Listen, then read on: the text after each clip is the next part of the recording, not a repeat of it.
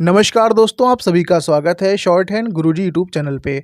आज का डिक्टेशन संपादकीय डिक्टेशन है जिसकी गति 80 शब्दों प्रति मिनट की रहेगी, जिसमें आपको बीच में फ्लक्चुएशन भी अनुभव होगा कि एक अच्छे अभ्यास के लिए फ्लक्चुएशन जरूरी होता है, क्योंकि आप जब भी स्किल देने जाएंगे तो ऐसा बहुत कम चांसेस है कि डिक्टेटर वहाँ पे फ्लक्चुएशन ना करे। साथ ही में जिसका स्किल अभी लगा हुआ है यूपीएसआई का या ईएसआईसी का या फिर कहीं और का भी, वो सभी लोग एक बार जब 80 मिनट्स डिक्टेशन को लिखते हैं, उसके बाद ट्रांसक्राइब करते हैं, आपको लगता है कि हाँ, आज मेरी एरर ठीक है, आप संतुष्ट हैं कि हाँ, इतनी एरर चल जाती है, 3, 4 या 5 एरर तक है मेरी, तो आप सेम डिक्टेशन को आप स्पीड बढ़ाइए यूट्यूब से 1.25 करेंगे तो वही डिक्टेशन 100 की स्पीड में चलेगी।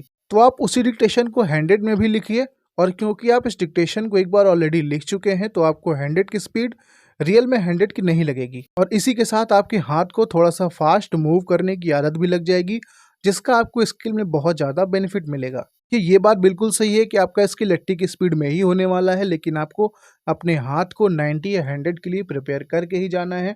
और इसका बहुत सही ऑप्शन है कि आप सीन डिक्टेशन को ही 100 पे लिखें और अपने हाथ की स्पीड बढ़ाएं, और साथ ही साथ ये भी देखें कि क्या आपकी राइटिंग सेम वैसे बन रही है कि नहीं, क्योंकि एक बार आपने ट्रांसक्राइब किया हुआ है तो आप उसको ईजिली आराम से पढ़ पाएंगे। दोबारा भी आप पढ़ने की कोशिश करिए, देखिए कहीं आप जब दोबारा उसको पढ़ रहे हैं तब प्रॉब्लम तो नहीं आ रही है, कहीं कोई आउटलाइन 100 में गड़बड़ तो नहीं बन रही है, सारा कुछ वैसे ही बन रहा है कि नहीं।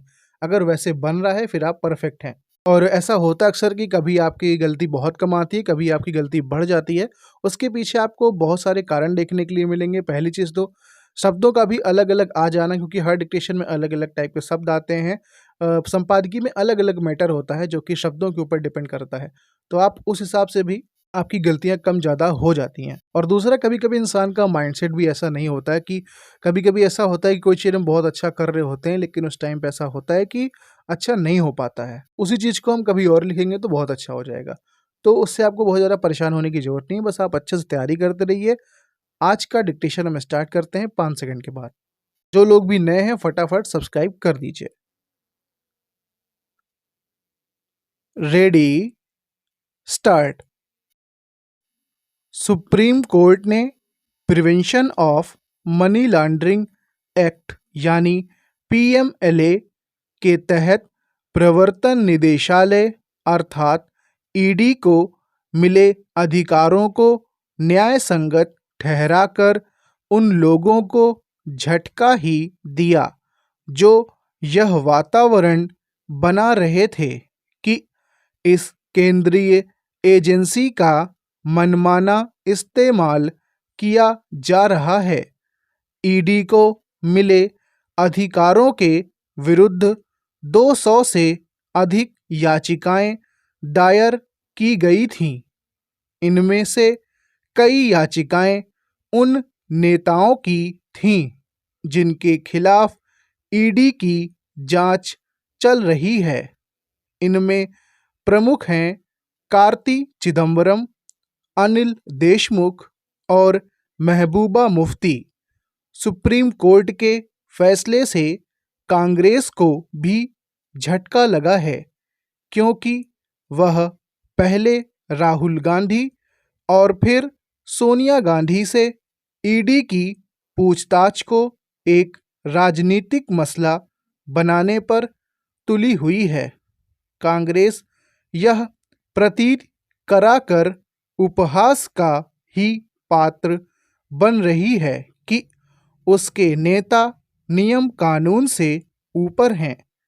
ईडी की कार्रवाई को लेकर इन दिनों जैसा हंगामा कांग्रेस कर रही है, वैसा ही अन्य दल भी समय समय पर करते रहे हैं, लेकिन ऐसा करते समय में वे ऐसे प्रश्नों का उत्तर देने से बचते हैं कि क्या उनके नेताओं पर लगे आरोप मिथ्या हैं।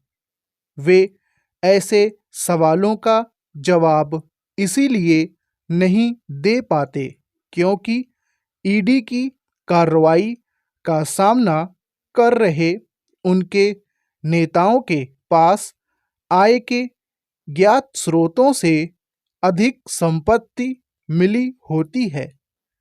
कई बार तो यह संपत्ति अकूत होती है। इसका ताज़ा उदाहरण हैं बंगाल के वरिष्ठ मंत्री पार्थ चटर्जी।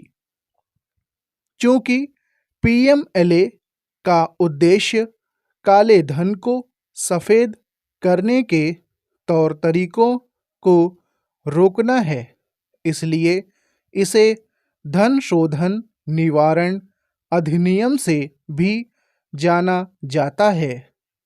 ना तो यह किसी से छिपा है कि काले धन का कारोबार किस तरह जारी है, और न ही यह कि इसमें बड़ी संख्या में नेता और नौकरशाह भी लिप्त हैं। यहाँ यह जानना भी आवश्यक है कि पीएमएलए में समय समय पर जो संशोधन हुए, उनमें एक संशोधन संप्रग शासनकाल में उस समय हुआ था जब पी चिदम्बरम वित्त मंत्री थे। निश्चित रूप से पीएमएलए एक कठोर कानून है, लेकिन यह भी तो सही है कि अवैध तरीके से अर्जित किए गए काले धन को सफ़ेद बनाने की समस्या भी गंभीर रूप ले चुकी है। किसी भी गंभीर समस्या से सही तरह निपटना तभी संभव होता है जब उसके खिलाफ कठोर कानून बनाए जाएं। निस्संदेह सुप्रीम कोर्ट के फैसले से ईडी को बल मिला है, लेकिन इस एजेंसी के लिए यह आवश्यक हो जाता है कि वह उन मामलों को तार्किक अंजाम तक ले जाए जिनकी जांच उसके हाथों में है।